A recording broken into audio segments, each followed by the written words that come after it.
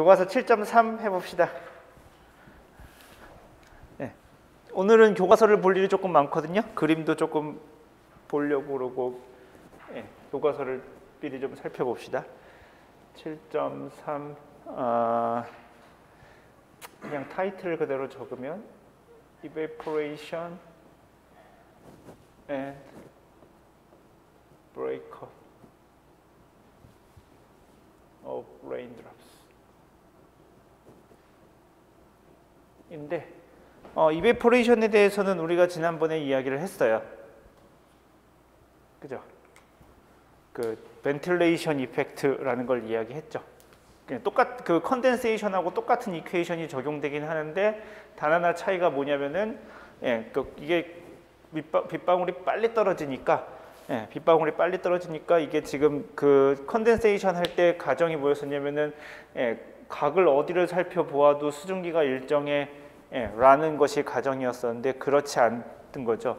엄청 빨리 떨어지면은 각에 대한 대칭성이 사라지는 거죠. 그러니까 내 뒤랑 내 앞이 달라지는 거지. 그렇게 되겠죠. 그래가지고 이베포레이션 레이트의 차이가 나고 이베포레이션이 빨리 이루어집니다. 그래서 그때 우리가 그 F라는 팩터가 생겨라고 이야기했었고, 뭐 레이놀즈 넘버의 함수네 뭐 이런 이야기를 했었습니다. 조금 더 정확한 식이 그 그림 7.12에 나와 있어요. 당연히 실험식입니다. 교과서 209쪽 피겨 7.12에 나와 있어요.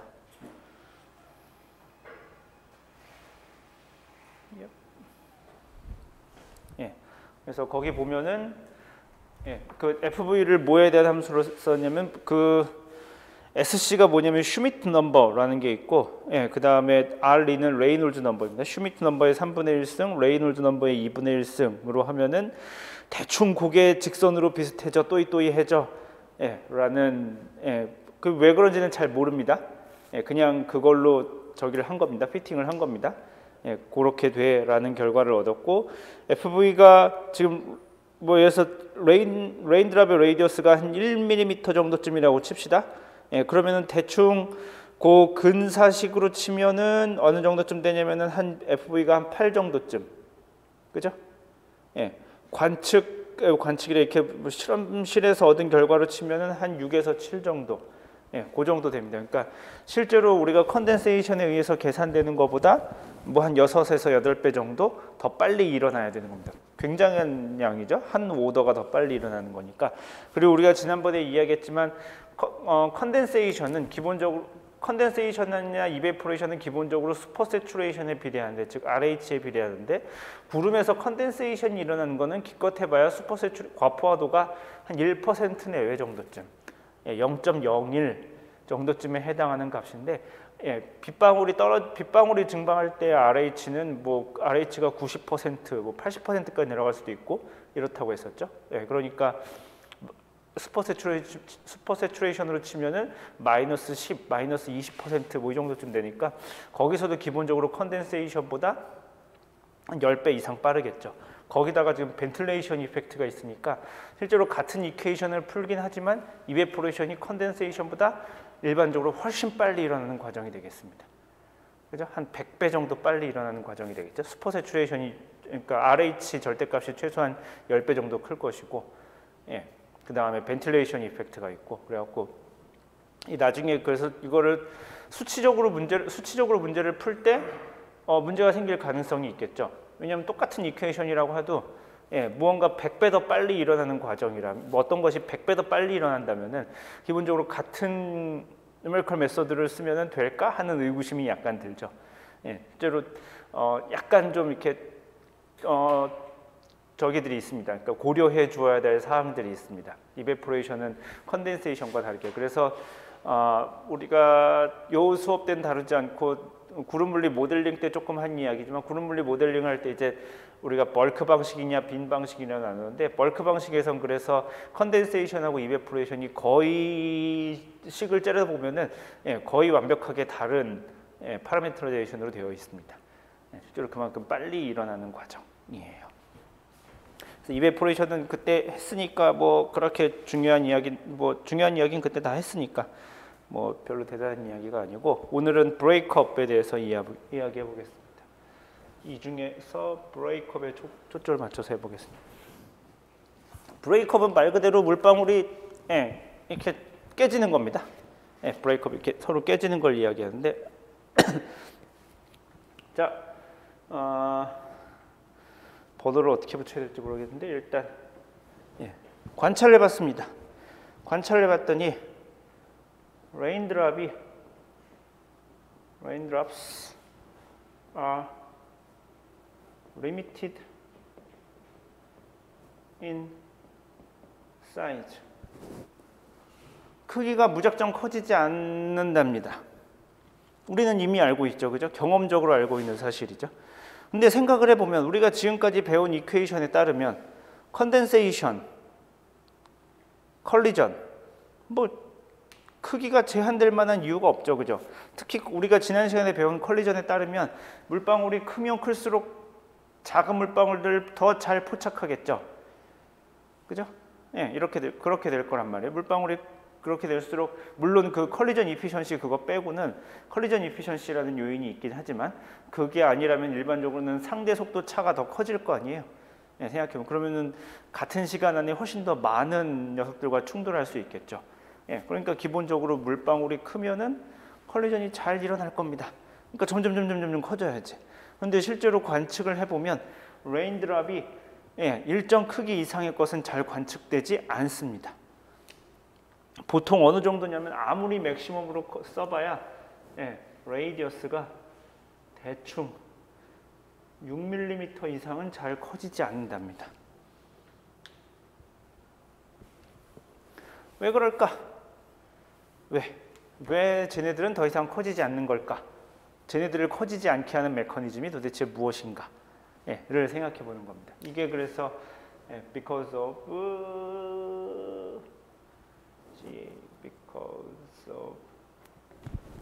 책에 나와 있는 표현을 그대로 쓰면 there increased chance of disruption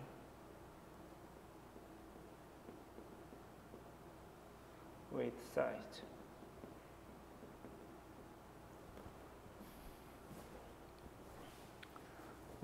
크기가 클수록 뭔가 이렇게 깨질, 디스토트 될 그런 확률이 증가하기 때문입니다. 그래서 걔를 살펴볼 겁니다. 그래서 이걸 우리가 브레이크업이라고 그러고요.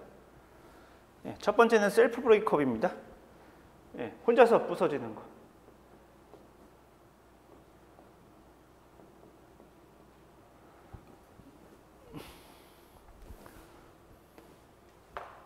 자, 셀프 브레이크업은 뭐냐면은 그냥 물방울이 하나가 있어요. 물방울이 하나가 있고 얘가 이렇게 아래로 떨어지겠죠? 중력에 의해서 아래로 떨어지겠죠? 그러면은 이게 생각을 해봅시다. 자, 머릿속으로 한번 생각을 해봅시다. 중력에 의해서 아래로 떨어져요. 그러면 쟤네가 그냥 그대로 아래로 떨어질 것인가? 그러면 그렇지 않아요. 이게 얼음하고 달리 이 물방울의 결합은 물 분자끼리의 결합은 좀 느슨하죠. 얼음은 딱 모양이 고정돼 있지만 물방울은 이렇게 물 분자 여기 있던 물 분자가 위로 올라갈 수도 있고 여기 있던 게 아래로 내려올 수도 있고 이렇잖아. 그죠? 얼음은 그게 안 되고 딱 그 위치에 그게 고정돼 있겠지만 물방울은 그렇지 않죠.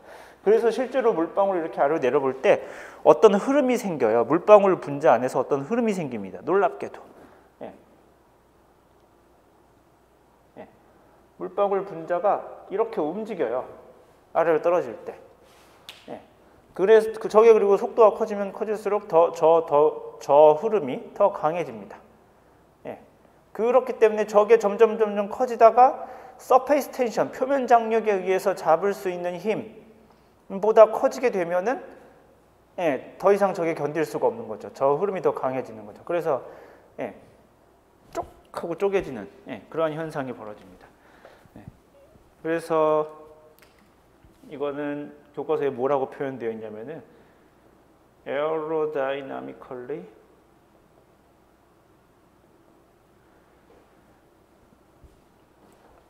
요즘에다 쓰고 싶은데 induced circulation of water in drop.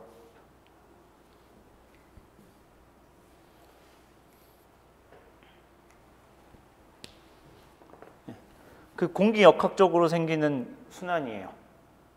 그러니까 이게 떨어지면서 이게 역학적인 이유에 의해서 물방울 분자가 움직이는 거죠.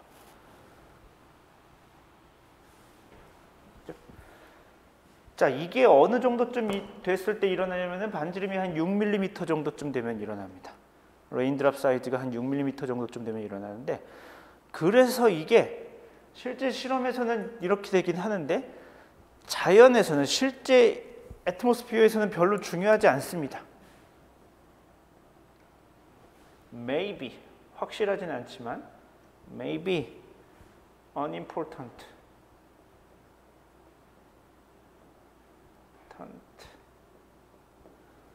in the atmosphere.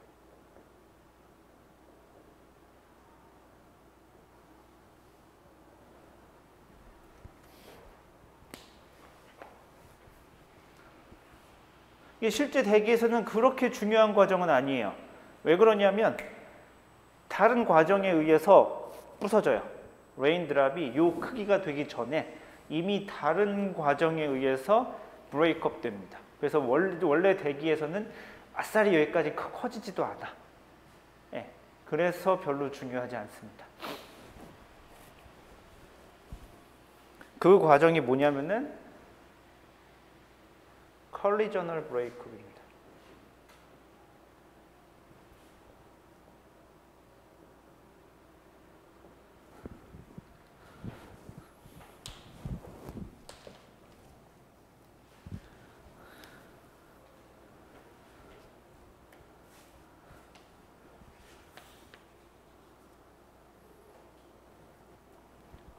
얘가 중간에 그 책에 있는 식을 하나 빼먹었는데 그 책을 잠깐 볼까요? 책의 209쪽 식의 식 7.54, 7.55를 보면 됩니다. 209쪽 7.54, 7.55를 보면은 그래서 셀프 브레이크업에 의해서 계산되는 가장 큰 레인드랍 사이즈가 얼마인가를 계산하는 식이 거기 있습니다. 그래서 뭐랑 평행이 될 때냐면은 드래그 포스랑 서페이스 텐션이랑 얘가 지금 그 식은 그냥 별거 아닙니다. 내려가면서 얘가 항력이 있죠. 그러니까 지금 공기와의 마찰에 의해서 이게 이렇게 돼가지고 공기와 마찰에 의해서 생기는 거니까 그 드래그 포스랑 이 서페이스 텐션, 표면 장력, 물방울의 표면 장력이 서로 같을 때에 그때까지 우리가 성장을 합니다. 근데 그러면 항상 문제가 되지만 우리가 드래그 포스 이야기하면 여러분이 항상 머릿속에 생각해야 될 게 뭐냐면 드래그 포스 코에피션트 우리가 잘 모르죠. 지난 시간에 우리가 터미널 벨로시티 하면서 살짝 이야기를 했었죠. 그 CD라고 부르는 값이 뭐 물방울이 작을 때는 뭐 레이놀드 넘버에 반비례했다가 뭐 물방울의 크기가 커지면은 뭐 적당히 상수가 되고 뭐 이렇게 우리가 근사를 했었죠. 근데 왜 잘 모르는 물리량 중에 하나입니다. 그 드래그 코에피션트를 잘 모릅니다. 여기 식에서도 보면 알겠지만 거기 드래그 코에피션트를 0.8로 놓고 계산을 했어요. 그죠? 그 7.54랑 7.55랑 놓고 보면은 0.8로 놓고 계산을 했습니다. 그래서 열심히 계산을 하면은 R max가 4.3mm. 그게 맥시멈 레이디어스가 맥시멈 레이디어스 4.3mm 정도쯤 됩니다. 근데 그 드래그 코에피션트가 지금 0.8인데 실제로 스피어는 거기 그 다음 식 7.55 바로 밑에 보면은 스피어는 0.46이고 근데 디스크는 1.199. 실제 떨어지는 물방울은 이게 살짝 눌린 형태예요. 요것도 그림이 어디 있는데 거기 몇 장 더 앞으로 넘어가서 205쪽. 205쪽 그림 7.10.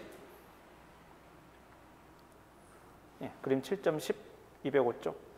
이렇게 살펴보면은 실제로 떨어질 때 물방울이 어떻게 생겼는가 하고 나옵니다. 그게 살짝 눌린 형태.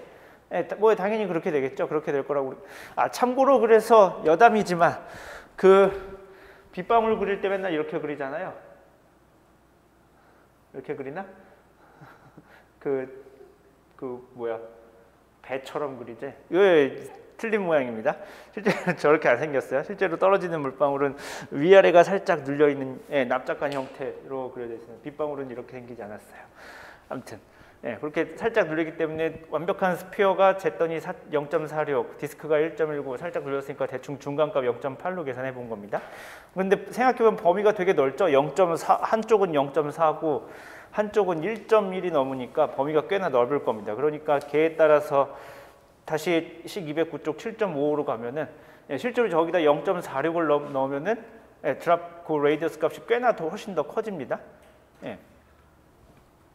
1.19를 넣으면 당연히 훨씬 더 작아질 것이고, 그렇게 돼서 이걸로 추정하는 Rmax가 꽤나 큰 범위 안에 있지만 대충 그러니까 수 밀리미터 정도쯤으로 기억을 해두면 좋습니다. 그러니까 수 밀리미터 정도가 되면은 요런 효과에 의해서 드랍이 자기가 이렇게 버틸 수가 없는 상태가 됩니다. 그런데 다시 한번 이야기하지만 얘가 대기 중에서는 그렇게 별로 잘 일어나지 않아요.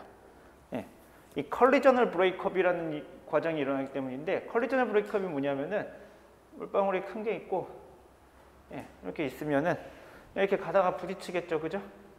가다가 부딪혀서 결합을 하는데 이게 결합을 하고 나서 가만히 있지를 못합니다. 가만히 있지를 못하고 에너지가 너무 커가지고 이렇게 깨지는 현상이 발생합니다. 그걸 우리가 컬리저널 브레이크업이라고 하고, 이 컬리저널 브레이크업이 일어나기 때문에 물방울이 수 밀리미터 이상 잘 커지질 못해요. 그렇기 때문에 아싸리 여기까지도 잘 가지 못하고 그 전에 이미 브레이크업이 되는데요. 자, 이 컬리저널 브레이크업은 결론적으로 우리가 아직은 잘 몰라요. 아직은 잘 모르고 뭐라고 얘기해야 되냐면, 이 컬리저널 브레이크업을 이렇게 우리가 왜 일어날 거야라는 것은 알기는 아는데 제대로 우리가 아직 모수화를 잘 하지 못합니다. 그래서 좀 이렇게 미지의 영역으로 남아 있는 것이 아직 조금 있는데, 일단 우리가 아는 것만 이야기해 보면, 자, 얘가 도대체 이렇게 부딪혔는데 깨질 건가 안 깨질 건가를 어떻게 파악할 수 있을까요? 를 측정하는 무언가가 필요하겠죠, 그죠? 얘가 이렇게 부딪혔을 때 얘가 언제 깨지고 언제 결합할 것인가를 생각해봐야 될 것이고, 그러면은 도대체 생각을 해봐야죠. 도대체 얘가 그 결합이 안정적이지 못하고 깨져야 되는 근본적인 이유는 무엇인가를 생각해봐야 되겠죠. 근본적인 이유가 뭘까요? 뭘 것 같아요? 제가 왜 깨질까요, 도대체?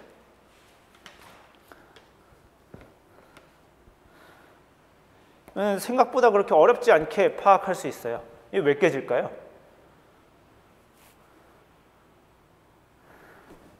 둘 다 떨어지는 게 아니고 어느 한 녀석은 멈춰 있어도 되는 거죠, 그죠? 어느 한 녀석은 멈춰 있어도 돼요. 어느 한 녀석은 멈춰 있고 다른 녀석이 이렇게 움직여가지고 와가지고 부딪히는 거예요. 부딪히는데 언제는 걔가 얌전히 샥 달라붙어서 큰 물방울이 되고, 언제는 걔가 부딪혀서 와장창 깨져요. 언제 그렇게 될까요?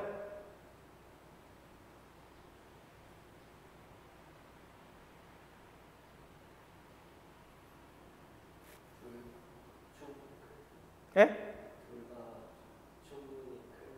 둘 다 충분히 클 때. 그러니까 오는 놈이 커서 그렇다는 소리죠. 그죠?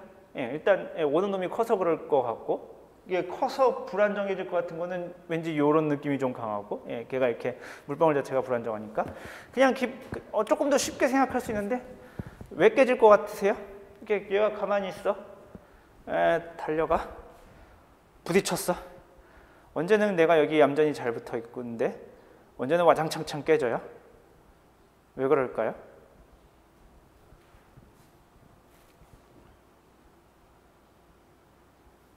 왜 그럴까? 지금 말한 거랑 사실 좀 일맥상통하기도 해요.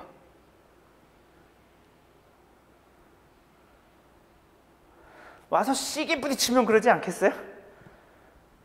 그러지 않겠어요? 얘가 그냥 이렇게 가다가 슬슬 부딪혀가지고 이렇게 슬쩍 갖다 대는 느낌이라면은 이렇게 깨지기가 좀 힘들겠지. 그죠? 이렇게 한 식구가 되겠지. 근데 이렇게 가다가 와장창창 팍 하고 달려서 부딪히면은, 깨지지 않겠어요? 그러니까 그 얘네 사이에 상대적인 컬렉션, 그때의 얘네들의 운동 에너지가 중요할 거죠. 운동 에너지가 꽤 크면은 운동 에너지가 크면 클수록 얘네의 결합할 확률이 좀 줄어들겠죠. 자, 그러면은 또 생각을 해봅시다.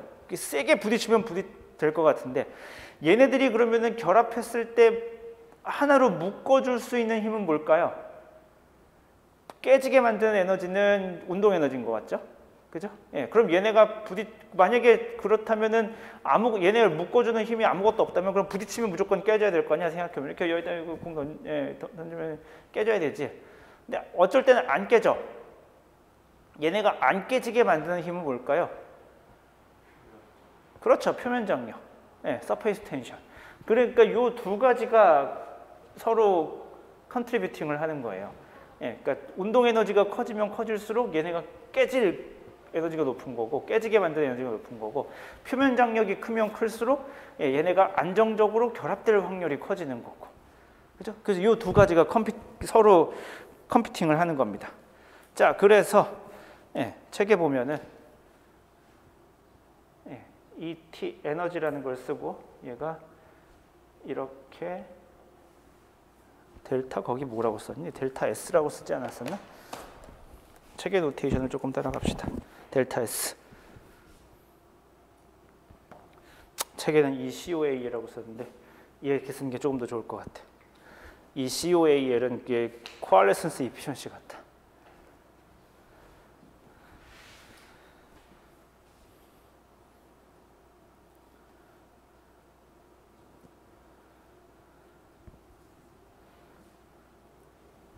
자, 요게 에너지예요. 요게 에너지인데 얘가 뭐냐면은 컬렉셔널 약자가 뭐더라? 컬리전 키네틱 에너지. 컬리전 키네틱 에너지. 약자고요. 자, 얘 생각해보면 이게 뭐냐면은 물방울 두 개가 결합해서 이제 이렇게 되면은 하나의 조금 더 큰 물방울이 되겠죠? 그죠? 얘가 가지고 있는 운동 에너지. 얘가 가지고 있는 운동 에너지입니다. 얘가 갖고 있는 운동 에너지고, 그 다음에 얘의 표면 장력이 있었겠죠. 그죠? 이 드랍의 표면 장력이 있었을 겁니다. 이 드랍의 표면 장력이 있었을 겁니다. 이렇게 결합하고 나서 요 드랍의 표면 장력이 있겠죠. 걔와 얘와의 차이가, 그러니까 처음에 표면 장력 1, 2와 얘의 표면 장력과의 차이를 델타 S로 씁니다.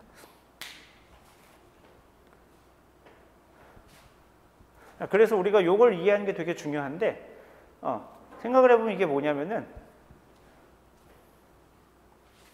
표면 장력이 엄청 세다 칩시다. 표면 장력이 엄청 세 라고 생각하면은 부딪혔다가 실제로 되튕겨 나와야 되겠죠. 그 표면 장력을 어쨌든 깨야 될 거잖아. 그죠? 표면 장력을 깨야 그러니까 얘와 얘가 서로 결합해서 이렇게 한 덩어리가 되려면 기본적으로 표면 장력보다는 세야 되겠죠. 표면 장력보다는 조금 더 세야 될 겁니다. 그러니까 얘가 조금 이렇게 부딪혀가지고 커져야 돼. 그죠? 표면 장력보다는 더 큰 에너지를 가지고 있어야 물방울의 저기를 표면에 하나에 결합될 수 있을 겁니다. 그런데 일반적으로 그래서 충돌할 때 생기는 얘가 운동 에너지가 표면 장력보다는 커야 걔를 깨고 결합할 수 있을 건데, 그러다 보면은 이게 남을 거 아니야, 에너지가. 그죠? 운동 에너지가 그러니까 점점점 세지면 왜냐면 표면 장력은 정해져 있으니까 운동 에너지가 세지면 세질수록 좀 더 남는 에너지가 생기겠죠. 이 남는 에너지는 어떻게 될 것인가 생각을 해보면은 이게 지금 완전 탄성 충돌이 아니죠. 완전 탄성 충돌이라면 에너지가 보존이 돼야 되죠. 고등학교 때 물리 시간에 배우는 거죠. 근데 이게 지금 완전 탄성 충돌이 아니에요. 일레스틱하지 않아요. 그러니까 에너지가 보존은 안 되고 이 남는 에너지가 어딘가 이렇게 디스페이션 돼야 됩니다. 이게 아까 얘기했던 대로 이렇게 물방울 사이의 흐름을 바꾸고, 그러니까 물방울 속에 있는 서큘레이션을 바꾸고 이런 식으로 돼요. 그러면서 이렇게 그 남는 에너지가 소산돼야 되는데 그 남는 에너지가 점점 커져서 이게 더 이상 소산될 수 없는 정도쯤의 크기가 되면은 그럼 얘가 그 결합 상태를 견디지 못하고 브레이크업 되게 되는 겁니다. 물리적으로 이해가 되시나요? 이게 무슨 말인지? 이해가 되고 있나요? 자, 그래서 계산할 수 있어요. 예, 이걸 계산할 수 있습니다. 뭐 계산하는 것 자체는 어렵지 않아요. 얘는 식으로 쓰면 어떻게 되냐면은 7.57에 3분의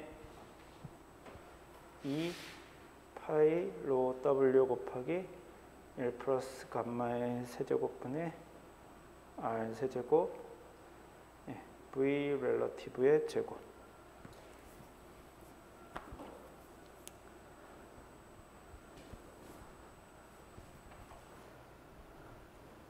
여기서 일단 써야 되지.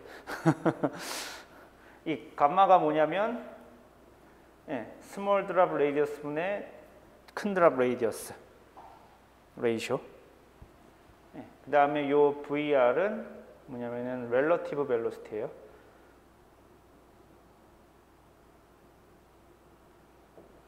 렐러티브 벨로시티. 그러니까 상대 속도. 그 드랍과 드랍과의 상대 속도를 말하는 겁니다. 어렵지 않게 계산할 수 있어요, 이거는.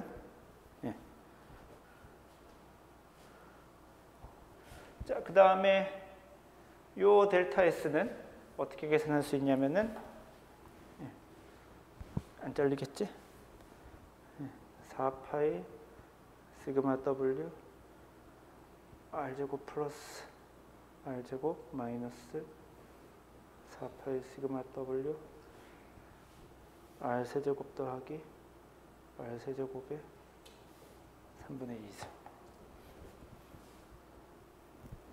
이렇게 계산이 됩니다.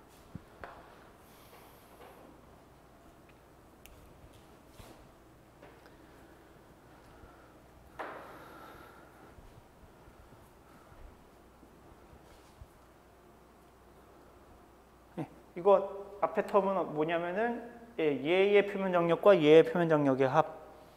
그 다음에 뒤에 텀은 뭐냐면은 요 커진 물방울의 표면 장력.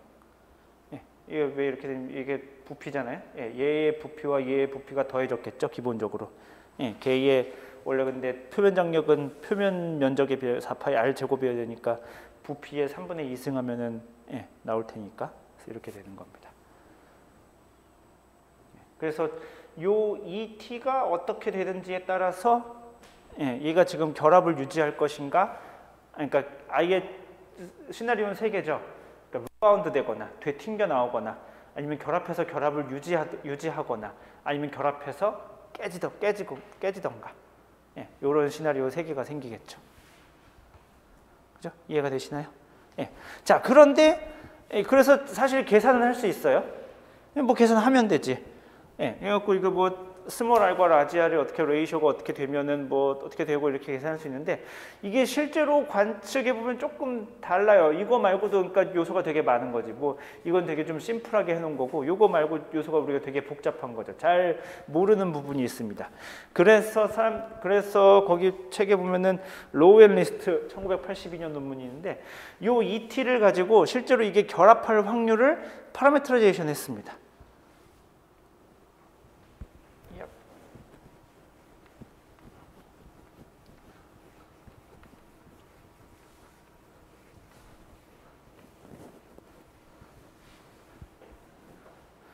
논문이 뭐냐면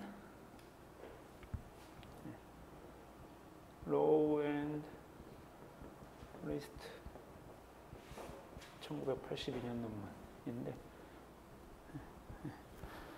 책에 있는 노테이션 쓰면은 이 적인데 이게 코알레선스 이피션시.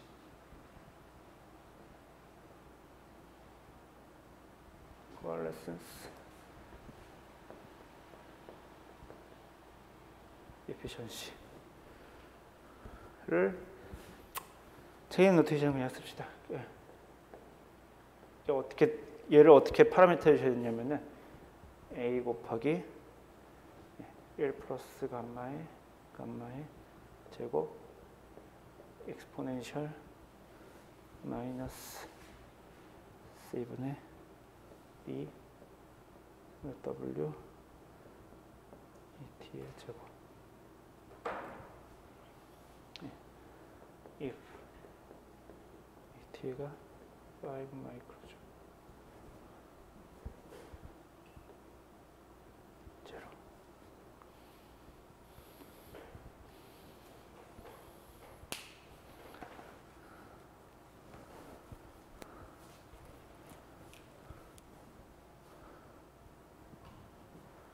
쓰는데 시간이 필요하죠.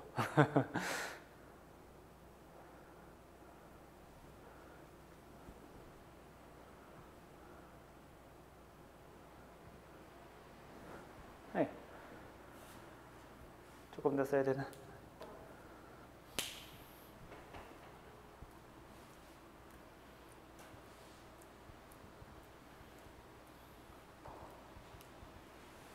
네, 자,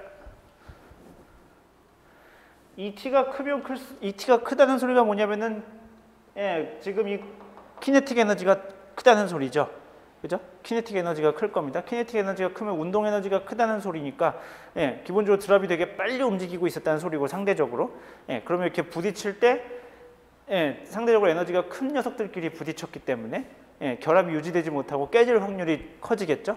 예, 실제로 그렇게 됩니다. ET가 커지면 커질수록 이게 지금 어디에 접근하게 될 거냐면은 0에 접근하겠죠. ET가 계속 커지면 커질수록 익스포넨셜 마이너스 무한대니까 0에 접근하겠죠. 그죠? 예, 그렇게 될 겁니다. 근데 요 식은 이제 드랍이 클 때의 이야기입니다. 얘는 지금 레인 드랍에 대해서 사실 이야기한 거예요.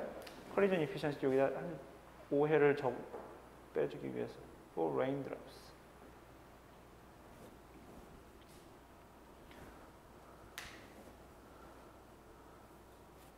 예, 기본적으로 그러면 왜 그러냐면 ET가 제로면 그럼 이게 1에 접근할 거 아니야, 그죠?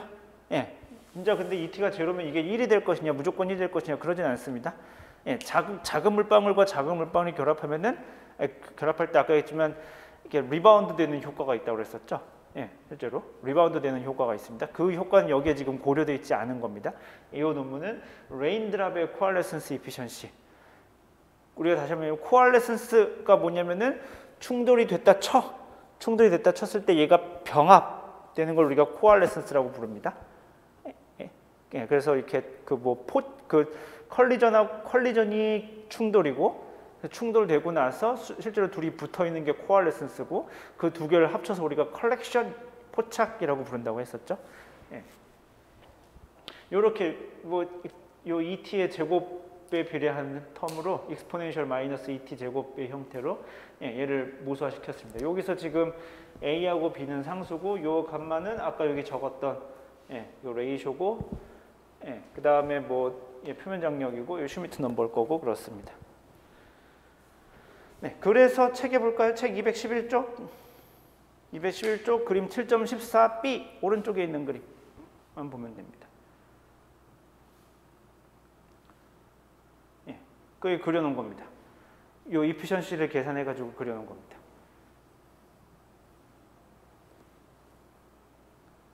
거기에 지금 스몰 감마가 얼마일 때냐면은 스몰 감마에 대한 그 레전드는 왼쪽에 있는 그래프 보시면 돼요. 2, 5, 10, 20일 때 라지 드랍이 지금 0에서 5mm까지 할 때 지금 그 코알레센스 이피션시가 어떻게 변하는가에 대해서 그려놓은 겁니다.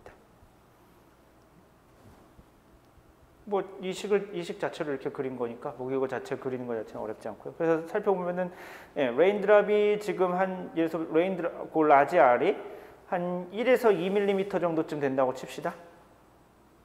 거기 지금 실선을 이야기하는 거예요. 지금 라지 드랍이 한 2mm쯤 되고 스몰 감마가 지금 스몰 감마가 2인 솔리드 라인이고 그러면은 지금 라지 드랍의 사이즈가 한 1에서 2mm, 1.5mm 정도라고 하면은 지금 스몰 드랍이 한 0.7에서 0.8mm 정도쯤 되겠죠. 걔네 둘은 실제로 부딪히면 결합을 안 하는 거죠. 브레이크업 되는 거죠. 무슨 말인지 이해가 되나요? 다시 한번.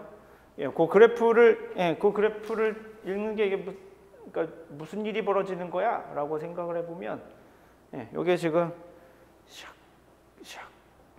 대충 이렇게 돼 있어요. 여기가 지금 감마가 2인선이에요. 감마가 2인선이라는 요게 지금 감마가 뭐였냐면 감마랑 스몰 R이랑 좀 스몰 R분의 라지 R인 건데 여기가 지금 대충 보면은 여기가 한 1.5mm 정도쯤 되잖아요. 라지 R이. 그렇다는 소리는 이게 스몰 R이 0.7mm 정도쯤 되겠죠. 그죠? 요 정도쯤 되면은 요 두 드랍이 충돌했을 때 코알레센스 이피션시는 제로. 서로 충돌을 안 한다는 소리죠. 충돌을 하면은 브레이크업이 일어난다는 소리입니다. 무슨 말인지 이해가 되시나요? 예, 그렇다는 소리예요. 예, 지금 그러니까 지금 여기 예를 들어서 지금 여기가 뭐 대충 어디로 얘기할까? 이 정도쯤 치면 R이 한 1mm 정도쯤 되는 곳이면은 여기가 스몰 R이 0.5mm고 라지 R이 1mm인 곳. 거기 그래프를 보면은 코알레센스 이피션시가 한 0.3 정도쯤 되죠. 요게 요때쯤 되면은 2가 한 0.3 정도쯤 됩니다. 이렇다는 소리는 얘네들이 부딪혔을 때 확률적으로 얘네가 서로 부딪혀서 둘이 서로 결합할 확률은 0.3 정도, 0.7 정도의 확률로 얘네들이 깨지는 거죠. 이해가 되시나요? 그렇습니다. 이게 근데 아까도 얘기했지만 empirical 포뮬러입니다. 어떤 이렇게 이론적으로 잘 계산된 식이 아니고 피팅한 거예요. 생각을 해보면 이게 1982년 논문이면은 한 40년 정도 됐죠. 이게 이 논문이 이 논문이 이게 어떻게 저기 한 거냐면은 그 연구실에서 실험한 거예요.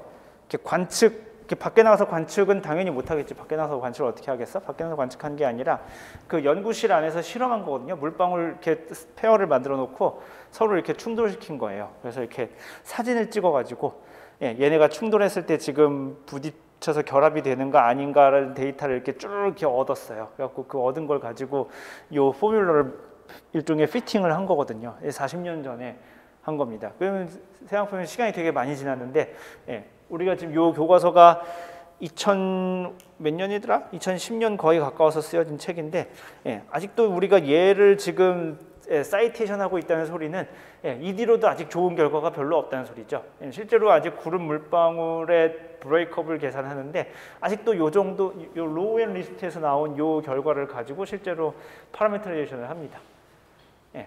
이게 지금 그 뒤로 더 좋은 결과가 별로 없어요. 랩에서 실험을 해도. 이게 생각을 해보면은 드랍 페어가 얼마나 많겠어? 그죠? 이게 충돌해서 드랍 하나가 이렇게 충돌해서 깨지는 거면은 아까도 했지만 얘는 그냥 우리가 얘를 점점 사이즈에 따라서 이렇게 피팅 해보면 되니까 그거는 변수가 하나니까 그렇게 어렵지 않아요. 근데 얘는 두 개의 드랍이 관여하는 거니까 이 큰 드랍, 작은 드랍 달라지죠. 큰 드랍, 작은 드랍 페어를 만들어야 되고 그리고 아까 했지만 이게 이피션시니까 그때 경우가 다른 거죠. 언제는 얘가 결합을 하고 언제는 결합을 안 하고 그러니까 꽤 많은 실험 데이터가 필요할 거고 그래서 실제로 좋은 데이터를 얻기가 쉽지 않습니다. 그리고 이 논문의 결과도 사실 그렇게 우리가 진짜로 믿을만 하냐 이렇게 리프로듀서블 하냐 재생산 가능하냐 그러면은 잘 모르겠는데 라고 하는 경우가 종종 있는데 그렇다고 하더라도 이거보다 결과적으로 더 나은 연구 결과가 별로 없어서 이렇게 쓰고 있습니다. 마지막으로 우리가 그 그림을 저기 책의 212페이지 7.15를 살펴봅시다. 그게 그래서 지금 그건 이제 다른 논문 1973년에 나온 논문인데 실제로 브레이크업이 어떻게 일어나는가에 대한 모식도입니다. 읽어보면 뭐 종류가 3개로 분리해 놓고 그런 것 같은데 자, 제가 칠판에다가 간단하게 그림을 그려보면은 이런 거예요. 지금 얘가 큰 드랍이 이렇게 생겼고 작은 드랍이 이렇게 있는데 이게 어떻게 부딪혀서 깨지긴 깨진다는데 그래서 깨져서 어떻게 될 것인가 어떤 메커니즘으로 깨지고 이게 어떻게 그렇게 해서 그리고 깨지고 나서는 어떻게 될 것인가에 대한 그림인데요. 얘가 이렇게 여기 요 낙하는 축을 따라서 하는 건데 처음에는 첫 번째 경우는 뭐냐면은 요 드랍이 여기 지금 살짝 걸쳐 있는 경우 요게 지금 스웻 볼륨이죠. 우리가 지난 시간에 얘기했던 요 스웻 볼륨이죠. 쓸고 지나가는 공간. 요게 지금 살짝 걸쳐 있다고 쳐봅시다. 물론 살짝 걸쳐 있으면 우리 배웠는데 뭐 이렇게 비껴난다면 예, 그런 거 말고 비껴나지 않고 이렇게 살짝 걸쳐서 살짝 부딪혔다고 쳐봅시다. 그러면은 무슨 일이 벌어지냐면은 여기서 이렇게 살짝 부딪히면은 얘가 결과적으로 어떻게 될까라고 생각을 해보면 돌겠죠. 그죠? 그러니까 지금 큰 덩어리가 이렇게 있는데 여기서 이렇게 날아가서 이렇게 부딪혔어. 예, 그러면은 얘는 어떻게 되는 게 자연스럽냐면은 이렇게 회전하겠죠. 그죠? 예, 회전하다가 휙 떨어져 나갑니다. 예, 거기 그림에 지금 그게 그림의 7.15의 맨 왼쪽에 있는 이야기 스토리예요. 예, 그 가장자리에 있으면은 살짝 부딪혔다가 이게 이렇게 회전합니다. 위로 올라가죠. 예, 그러다가 이렇게 브레이크업이 일어납니다. 예, 걔를 그래서 뭐 넥 타입 혹은 뭐 필라멘트 타입이라고 부르고요. 예, 그 다음에는 예, 요 드랍이 조금 여기로 왔을 때입니다. 예, 여기 사이로 왔을 때. 예, 사이로 왔을 때는 결합을 하는데 상대적으로 회전하는 힘이 아까보다는 조금 덜하겠죠, 그죠? 회전시키는 힘이 예, 그 문 끝에서 돌려야 이게 문이 잘 돌아가는 그 위치입니다. 토크가 R에 비례하는 건데요. 예, 그래서 이렇게 부딪혀서 얘도 돌다가 회전하다가 깨지는 형태인데, 예, 뭐 B가 그렇고요. B는 그래서 뭐 쉿 타입이라고 부르고, 예, C는 여기 얘가 한가운데에 되게 가까운 겁니다. 예, 여기 한가운데에 가까워지고 부딪히면은 얘가 일단 납작해지는 겁니다. 얘가 충돌하니까 얘를 납작하게 누르는 거죠. 예, 납작하게 눌렀다가 이렇게 그래서 평평해졌다가 이렇게 깨지는 건데, 그래서 A, B, C를 구별하는데 가장 저희가 뭐냐면은 그 주 목적이 뭐냐면 누가 살아남느냐입니다. A는 큰 드랍과 작은 드랍 둘 다 살아남아 있죠. 물론 아주 코딱지만한 드랍들이 생기긴 하는데 기본적으로 큰 드랍도 얼추 형태를 유지하고 있고, 예, 충돌할 때 있었던 그 작은 드랍도 얼추 형태를 유지하고 있죠. 그죠? 예, 생각해보면 이게 끝에서 가장자리에서 붙었으니까 뭐 결합이 그렇게 강하게 되어 있을 것 같지 않죠. 자, 그렇게 됩니다. B에서는 근데 생각해보면은 B는 그래서 결과적으로 어떻게 됐냐면은 예, 큰 드랍은 형태를 유지하고 있는데 충돌할 때 했던 작은 드랍은 형태가 없어져 버렸죠. 그죠? 예, 작은 드랍으로 와장창창 다 부서져 버렸죠. 예. 그리고 마지막 C는 큰 드랍과 작은 드랍 모두 다 형태가 다 없어져 버렸죠. 그죠? 예. 요렇게 그래서 우리가 그러니까 크게 세 가지 카테고리를 분류하는 게 예, 이게 지금 그 부딪히는 위치에 따라서 그 충돌하던 두 개의 드랍, 큰 드랍과 작은 드랍이 둘 중에 어느 녀석이 자기의 어떤 그런 아이덴티티를 보존하고 있는가, 충돌 후에도 예, 그것에 따라서 이렇게 분류하는 이야기입니다.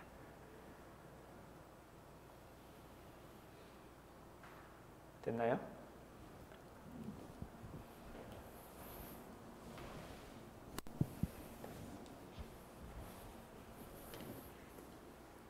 자, 그래서 생각을 해보면 이 브레이크업이 예, 아까 첫 번째로 이야기했지만 브레이크업이 물리 과정에서 왜 중요하냐면 예, 우리가 그냥 아무 생각 없이 컬리전 이퀘이션을 풀면 컬리전 앤 코알레센스 컬렉션 스토캐스틱 컬렉션 이퀘이션 우리가 지난 시간에 배웠던 스토캐스틱 컬렉션 이퀘이션을 풀면 아무 생각 없이 풀면은 이 드랍이 한도 끝도 없이 커져야 돼요. 그죠? 예, 근데 실제로 자연계에서는 그런 일이 벌어지지 않아요. 왜 안 벌어질까 하면은 예, 드랍이 서로 충돌하다가 예, 이렇게 불안정해져서 깨지기 때문에 그런 일이 벌어집니다. 아까 이야기했지만 요 그래프를 잠깐 살펴보면은 예, R이 예, 뭐 라지 R이 1.5mm, 작은 드랍이 0.7mm 정도쯤 되면은 이 드랍은 서로 절대 충돌하지 않죠. 그죠? 코알레센스 에피션시가 제로가 되니까. 예, 그래서 드랍이 절대로 커지지 않는 그런 일이 벌어집니다. 근데 요 그래프 보면은 뒤에는 그렇던데요 라고 생각하면 얘는 요 레이쇼 값이 컸죠. 레이쇼 값이 크다는 소리는 스몰 드랍이 되게 작은 경우에 대해서 그렇습니다.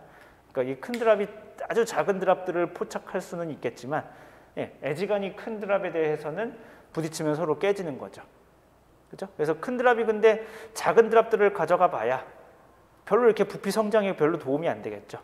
그래서 조그만 애들을 가져가야 별로 도움이 안 될 거 아니야. 요 값이 작아져야 예, 얘하고 레이쇼가 작으면 작을수록 한 번에 부딪혀가지고 예, 충돌해서 성장을 많이 하겠죠.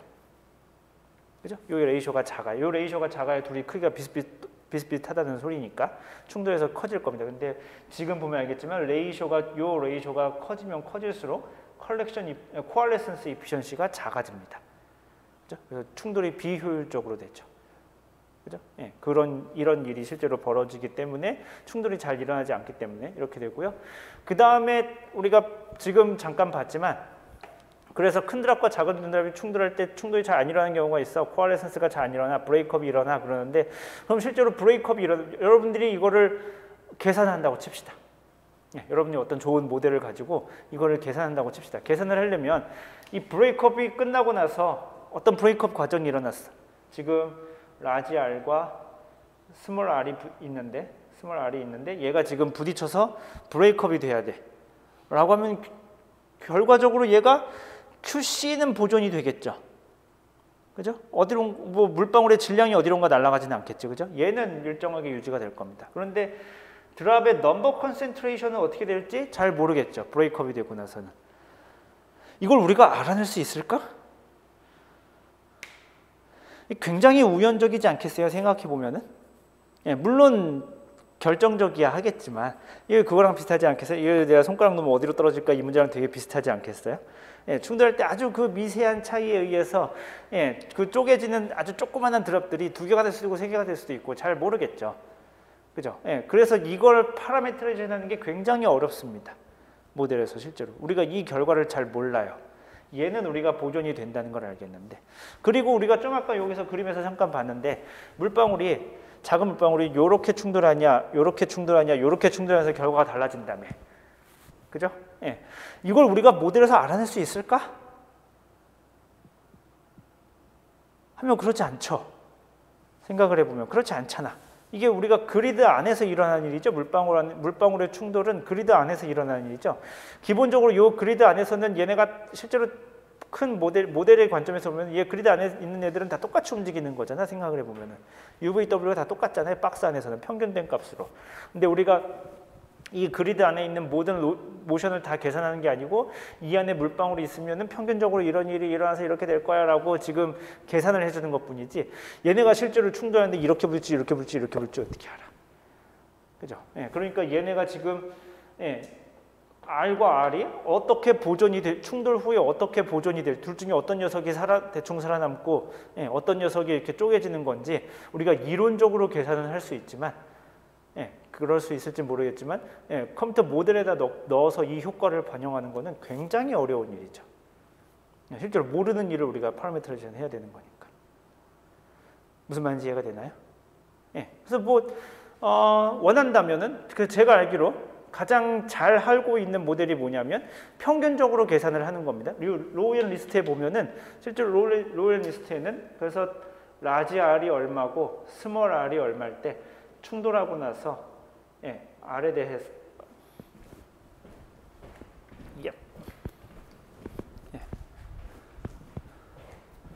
R에 대해서 여기 NC를 파라메트라이제이션 해요. 뭐 이렇게 될 거다. 뭐 이런 식으로 될 거다. 이렇게. 당연히 근데 몇 번 실험해서 평균값을 얻은 거지. 이게 뭐 항상 그렇게 된다거나 당연히 그렇지 않습니다. 그래서 이런 데이터를 가지고 와가지고 아까 얘기했지만 얘가 형태에 따라 얘가 부딪히는 위치에 따라 다르다고 했는데, 그럼 부딪히는 위치를 우리가 확률적으로 계산할 수 있잖아. 그죠? 가운데 정가운데로 갈 확률 뭐 전체 얼마 계산할 수 있잖아. 그다음에 요만큼 떨어질 확률, 요만큼 떨어질 확률, 이거를 수학적으로 계산을 해서 평균값을 취해서 여기다가 그만큼의 확률을 곱해가지고 얘 뭐 에버리지를 만든 다음에 이렇게 분산을 이렇게 디스트리뷰션을 만드는 경우가 있습니다. 이렇게 해도 근데 이게 잘 되는 건가? NC가 잘 맞는 건가? 잘 모르는 경우가 있습니다. 잘 몰라요, 사실은. 그래서 모델링을 하기가 꽤나 어려운 이야기이고요. 그래서 브레이크업이 들어가면 어쨌든 우리가 최종적인 결과물은 어떻게 되는지 잘 모르는데, 그죠? 최종적인 결과물은 어떻게 되는지 잘 모르는데 우리가 브레이크업을 모델에 넣음으로써 지금 현재 어느 정도까지는 우리가 할 수 있냐면은 요 코알레선스 이피션시를 넣으면 최소한 둘이 충돌은 안 할 거 아니야. 그죠? 코알레선스 이피션시가 제로라고 넣으면은 모델에다 열심히 계산을 하면은 코알레선스 이피션시가 제로니까 어쨌든 충돌 병합 자체는 안 하겠죠. 무슨 말인지 이해가 되나요? 무슨 말인지 이해가 되고 있는 거죠? 둘이 코알레선스 이피션시가 우리가 지난 시간에 스토캐스틱 컬렉션 이퀘이션 뭐 해가지고 풀 때 그 컬렉션 커널 안에 이피션시가 있잖아요. 근데 이피션시가 제로니까 아무 아무 일이 일어나지 않겠죠, 모델에서는. 예, 그렇기 때문에 더 성장하는 것까지는 막아줄 수 있죠. 예, 이만큼 이상으로 성장하지는 않게 모델에서 계산해서 막아줄 수는 있는데, 그래서 걔네들이 근데 브레이크업해서 실제로 어떤 디스트리뷰션을 가질 것이냐, 이거에 대해서는 우리가 아직 잘 모르는 일이 되겠습니다. 무슨 말인지 이해가 되나요? 무슨 말인지 이해가 됐으면 좋겠는데. 예. 실제로 그래서 생각해 보면은 얘네가 큰 드랍에서 이렇게 부딪혀서 깨져. 그러면은 얼마나 복잡한 일이 일어나겠어요. 생각해보면 그 조그만한 드랍들이 순간적으로 생길 것이고, 뒤따라오는 드랍이 얘네를 또 가져갈 수도 있잖아요. 충돌 병합해가지고 가져갈 수도 있잖아요. 아까 얘기했지만 스몰 R과 라지 R의 레이쇼가 크면은 충돌이 그래도 잘 일어난다며. 그죠? 예, 그러면은 이게 뒤따라오는 레인 드랍이 얘네랑 결합할 수도 있으니까 사실 중요한 정보일 수 있어요. 예, 근데 우리가 잘 모릅니다. 예, 잘 몰라요. 그래서 결과적으로는 잘 모르는 거 투성이고, 그래서 분포를 실제로 만들어야 되는데 이 분포가 어떻게 될지 아직 잘 모르고, 그래서 모델에서 계산을 하는 형태로서는 현재로서는 더 큰 물방울로 성장하는 것을 막아주는 정도쯤 효과를 가지고 있습니다. 그리고 여담이지만 얘를 수치적으로 계산하면 얘는 뭐 조금 복잡한 이유로 심지어 수치적으로도 불안정해요. 이게 그냥 뭐가 있으면 그냥 풀면 저기 할 텐데, 이걸 실제로 푸는 것도 불안정해가지고, 이게 제가 사실 제가 있던 곳, 제가 잠시 테스트를 했었고, 제가 일하던 곳에 몇 년 전에 왔던 사람이 있어요. 독일 사람인데, 그러니까 그 연구소에 같은 랩에 몇 년 전에 왔었던 사람이죠. 그 양반도 그걸 똑같은 계산을 했었었고, 그리고 제가 대학원에 있었을 때에, 저는 대학원에서는 이 계산을 안 했었는데 제 뒤에 제 후배가 이 계산을 또 똑같이 따라 했었어요. 셋 다 결론이 같았었어요. 무슨 문제에 도달했었냐면은, 우리가 이거를 계산을 좀 더 정확하게 하려고 이제 빈 모델을 도입했어요. 그 크기를 쪼개가지고 걔네 각각의 수농도를 계산하는 모델이에요. 그렇게 계산하는 모델이, 그러니까 물방울이 예를 들면 1마이크론짜리 몇 개, 2마이크론짜리 몇 개, 뭐 5마이크론짜리 몇 개 다 쪼개가지고 각각의 그 드랍에 따라서 계산하기 때문에 계산량이 굉장히 많아지는 모델이 있는데, 그걸 가지고 계산을 했는데, 그럼 빈 개수를 잘게 쪼갤수록 우리가 결과가 무언가 정확해져야 되겠죠. 근데 잘게 쪼개는데 결과가 수렴을 하지 않아. 그러면은 이 결과가 지금 우리가 푸는 수치적인 방식이 이게 지금 믿을 수 없다는 이야기인 거죠. 여러분들 수치 모델링 때 배웠을 때 모르겠지만 델타 X, 델타 T랑 똑같습니다. 우리가 델타 X를 한없이 잘게 쪼개면, 혹은 델타 T를 한없이 잘게 쪼개면은 우리가 어떤 해에 근접하게 될 거라고 믿어야 되잖아요. 그죠? 근접할 거야. 근데 우리가 그렇게 하면 계산량이 많으니까 안 하는 거야.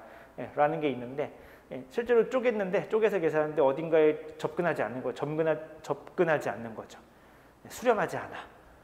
그러면 지금 이 앞에 얻은 해들은 다 뭔가 하는 문제가 생기겠죠. 이 과정을 풀 때 정확하게 그런 일이 발생해요. 그래서 잘 모르는 것 투성입니다.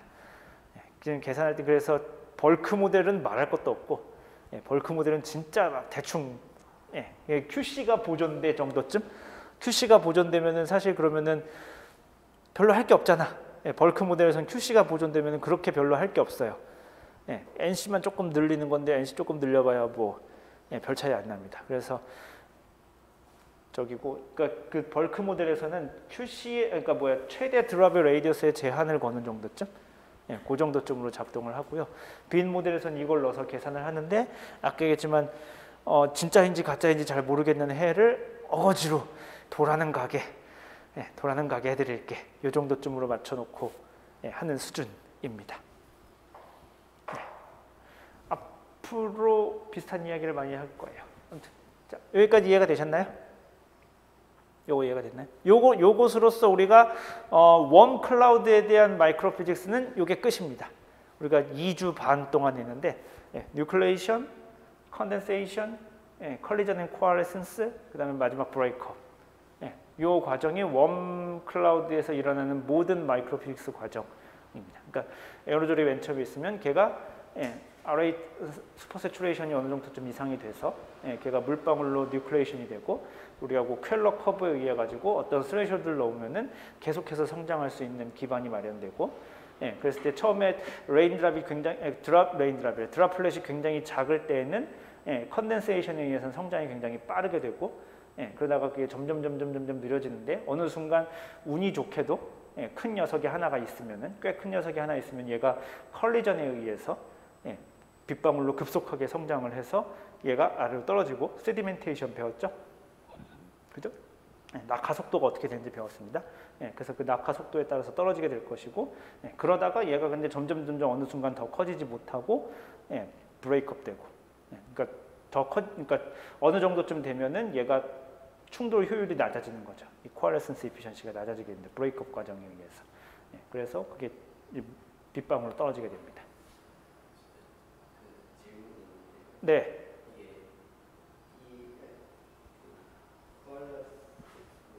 예. 예. 결합을 안 하는 거예요. 예. 예. 0.3의 확률로 결합을 하는 겁니다. 10번 부딪히면 3번 정도는 결합하는 거고. 예. 예. 그래서 이것도 이제 스토캐스틱하게 확률적으로 해석을 하자면은 10개 어디선가 이런 비슷한 일이 10번 충돌이 일어난다고 했을 때 그중에 3녀석은 충돌을 하는데 7녀석은 충돌을 안 하고 예, 브레이크업 돼야 되는 거죠. 네.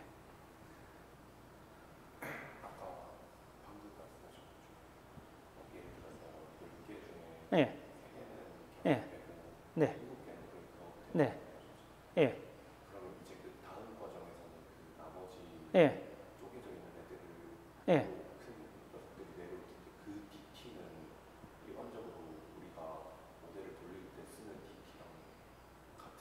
예, 계속 같은 DT입니다. 예. 그러니까 이게 쪼개지면은 그러니까 순수한 진짜 모델링적인 관점에서 이야기하면 실제 네이처랑 조금 다를 수도 있는데 모델링 관점에서 이야기하면은 어떤 그리드 박스 안에서 얘랑 충돌을 해야 되는데 이게 브레이크업 되는 리즘이야라고 하면은 예, 실제로 얘가 적당한 분포를 만들어냅니다. 그래서 여기다가 물방울 전체 양은 보존되는데 개수가 이렇게 여러 개가 이렇게 드랍이 쫙 생겨버리죠. 예, 그러면 그 다음 스텝에서 무슨 일이 벌어지냐면 위에서 그러니까 혹은 같은 박스 안에서 예, 큰 녀석이 그 작은 녀석들을 다시 포착할 방정식을 또 계산해야 되는 거죠. 컬리전 코알레센스를 계산하고 예, 혹은 그게 브레이크업 될 확률에 대해서도 계산하고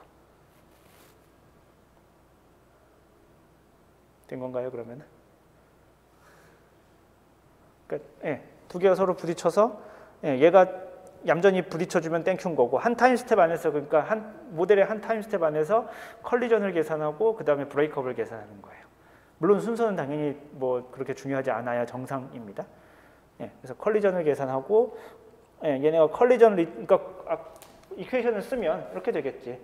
뭐 라운드 t분의 뭐 우리가 지난 라운드 n이 점점점 해가지고 여기에 k에 뭐 n-m', n' 이런 게 있었잖아요. 요 안에 지금 이피션시가 곱해져 있는 거죠.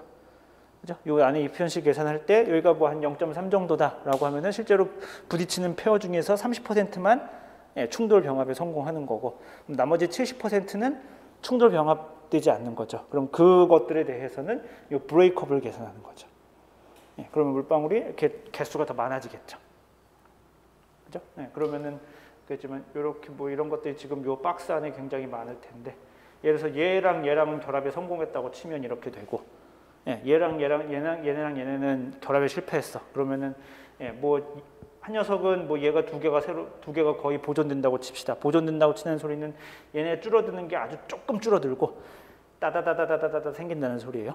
예, 한 녀석은 얘가 거의 없어지는 거라 칩시다. 그러면은 뭐 이렇게 생기겠지. 얘가 없어지는 대신 따다다다다다 또 이렇게 생기겠지. 그래서 이게 한 타임 스텝에서 일어나는 일인 거죠. 그럼 다음 스텝에서는 얘네를 가지고 예, 또 우리가 이런 이퀘이션을 계산을 하는 거죠. 이런 페어를 가지고. 무슨 말인지 이해가 되나요?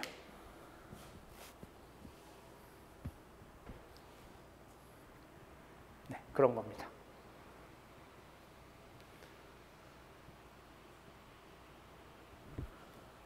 네, 그런 거예요.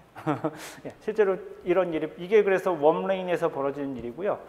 그러니까 웜레인에서 지금 우리가 배운 거를 조금 한번 상기해 봅시다. 뉴클레이션 별 문제 없었죠. 그죠? 뭐 켈러 커브 뭐 이런 거 있었고 우리 꽤나 디테일하게 어떤 에어로졸 종이 있으면은 걔가 어떤 슈퍼 세츄레이션 했을 때 액티베이션 될 것이다. 계산하는 거 별 문제 없었죠, 그죠?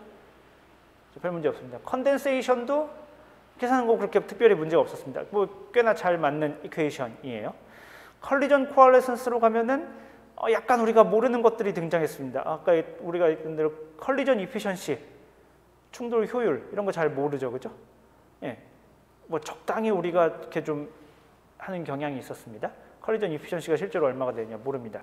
브레이크업으로 내려가면은 브레이크업이 실제로 되는 건 알겠는데 어떻게 되는 건지 우리가 잘 모르겠다. 좀 아까 이야기를 했었죠, 그죠? 근데 브레이크업이 없어도 웜레인 온리라면, 온리 웜레인뿐이라면 우리가 얼추 잘 맞습니다. 왜 그러냐면은 실제로 웜레인에서는 드랍이 그런 식으로 이렇게까지 커질 일 자체가 별로 없어요. 예, 웜레인이라면 기껏해야 이렇게 뎁스가 그렇게 크지 않죠. 우리가 지난 시간에 보지 않았어요? 얘가 1km 낙하하는데 몇 미리 정도 커지는지 기억나나요? 티피컬한 클라우드를 가정하고 얘가 1km 낙하하는데 드랍이 반지름이 얼마나 커지는지 계산하지 않았었어요? 했는데 기억이 안 나죠? 한 0.1mm 정도쯤이에요. 대충 10의 마이너스 7승 오더입니다. 그러니까 1km 내려갈 때 100마이크론 정도 커져요. 그러니까 드랍이 지금 여기 아까 했던 대로 밀리미터 오도 정도로 아예 커질 일이 별로 없겠죠. 웜레인이니까. 웜레인은 두께가 기껏해야 뭐 수킬로 이상 올라가지 않으니까. 예, 그렇게 활발하게 커지지 않습니다.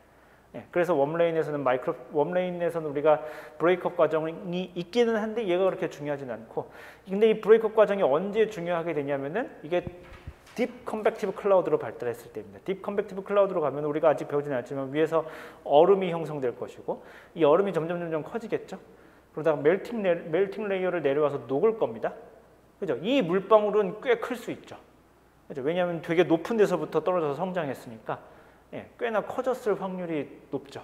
예, 그 다음부터는 얘네는 브레이크업 과정이 꽤나 중요하게 됩니다. 예, 그래서 이런 식으로 우리가 지금 웜레인에서 마이크로 피직스 과정에 대해서 공부했고 우리가 잘 아는 것과 그렇지 못한 것들이 조금 있다 라는 이야기를 할 수 있습니다. 오케이? 지금 다 얘기하시는 게 같은 상태이라고 가정하고 하는 거예요. 밀도가 다를 수도 있고. 밀도? 뭐의 밀도?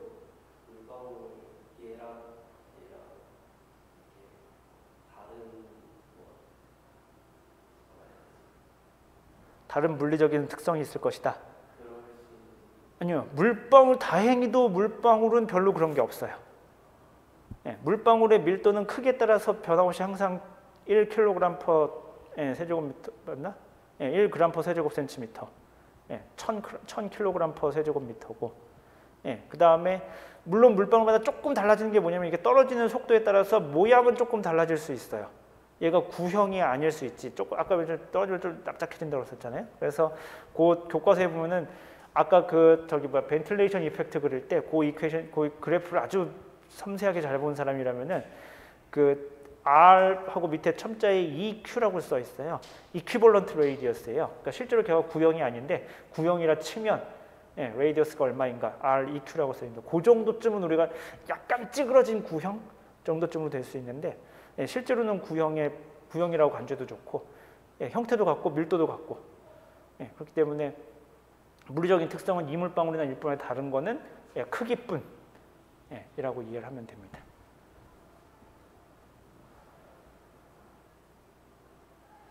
또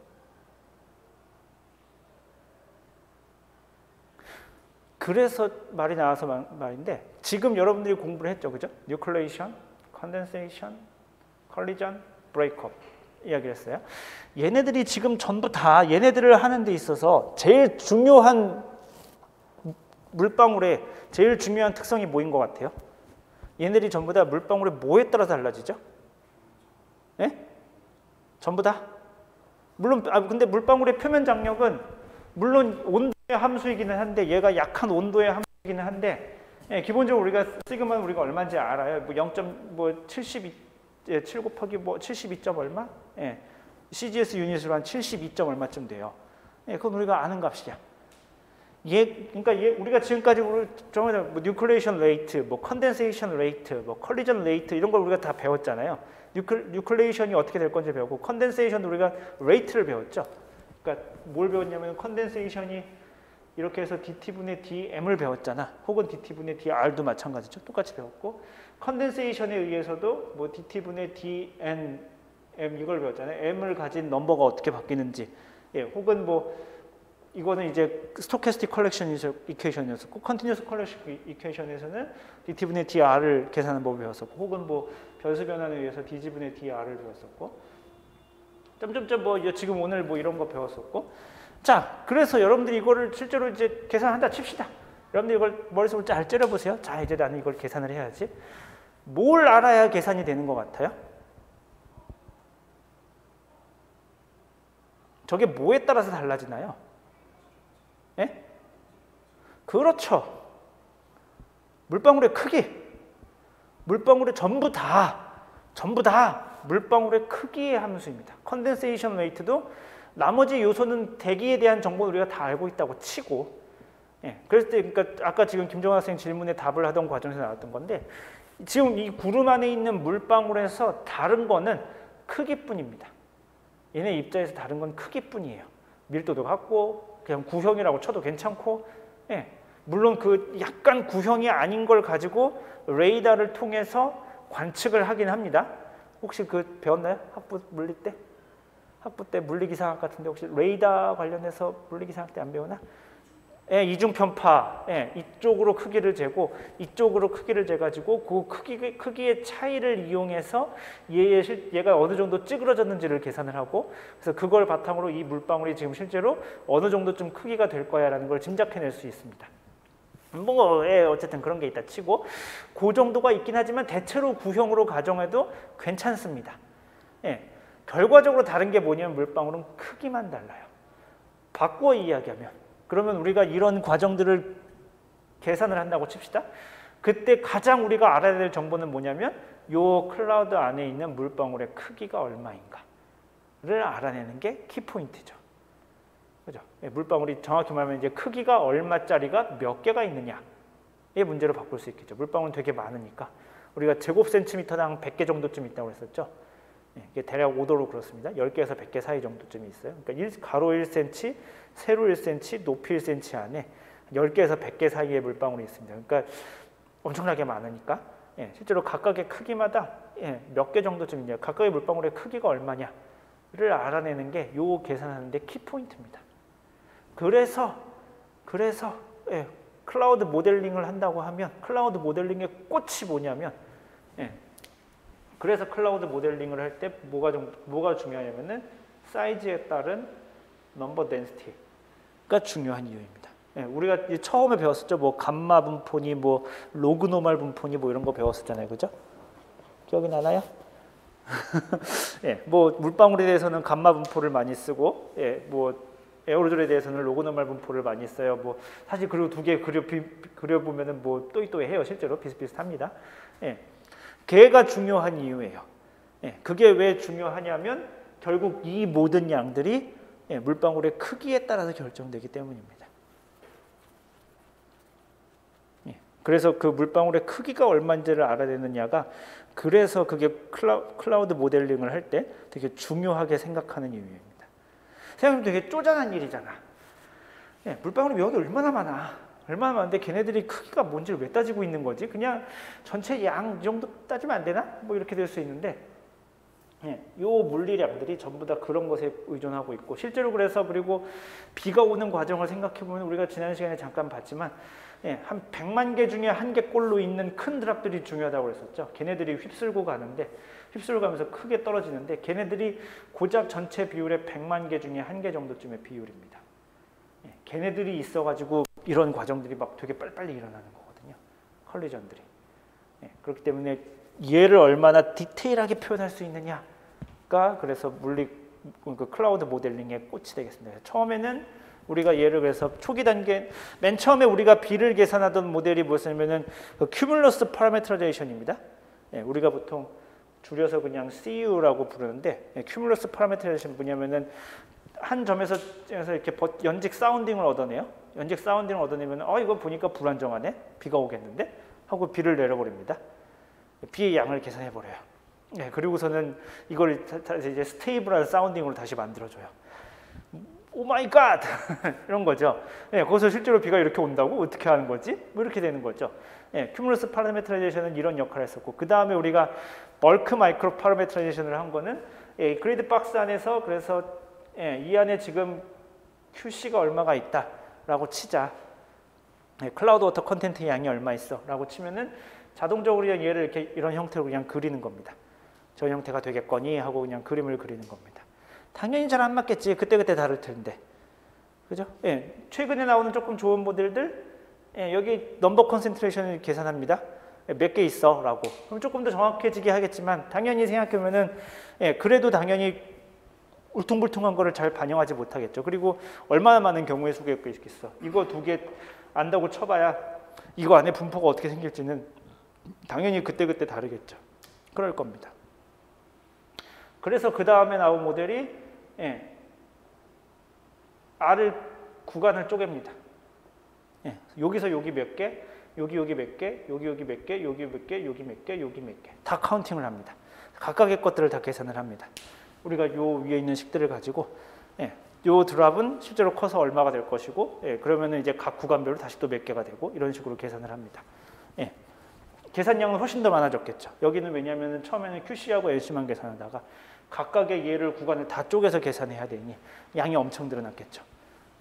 합니다. 그리고 요새는 하고, 최근에는 그리고 어떻게 하냐면은 요거랑 뭐 병행해서 쓰기도 하는데, 실제로 요 박스 안에, 어떤 박스 안에 뭐 1마이크론 너무 작은가? 2마이크론, 뭐 10마이크론짜리 뭐 이런 것들이 드랍이 있겠죠. 뭐 5마이크론, 뭐 조금 더 큰 거 뭐 100마이크론 뭐 이런 게 다 칩시다.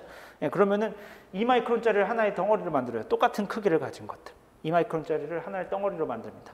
10마이크론짜리도 하나의 덩어리를 만들어요. 얘네는 전부 다 물리적인 성질이 같죠. 그러니까 마이크로 피지컬한 성질이 같죠. 왜냐하면 크기가 같으니까 마이크로 피지컬한 성질이 같잖아.